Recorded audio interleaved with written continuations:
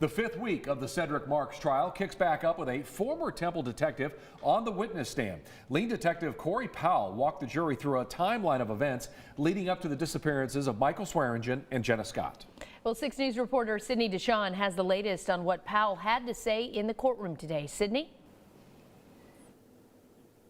Chris Lindsay, former Temple detective Corey Powell was back on the witness stand for the third day in a row, and it is just getting more intense as he said to Marks today, quote, "You drove to Texas to kill Jenna Scott. You hated Michael too and said you were going to cut his head off."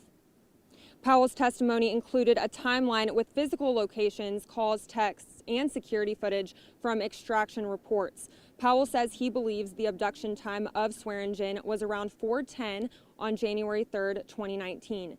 Vivient camera footage shows Swearingen walking outside of his house, looking around and turning to the left, and this is the last time he was seen. Just 8 minutes later, Scott received a message from Swearingen's phone saying to come to his house.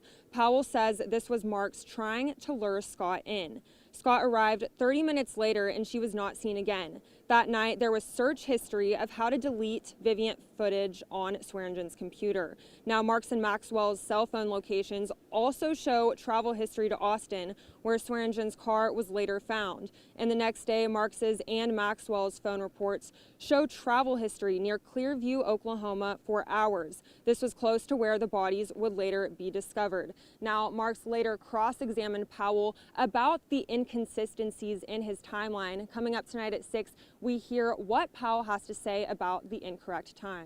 For now, live in Bell County, I'm Sydney Deshawn for 6 News. Yeah, Sydney, it's clear they're just slowly laying out the timeline of all the events and the phones and documenting the entire day there. Sydney, thank you so much.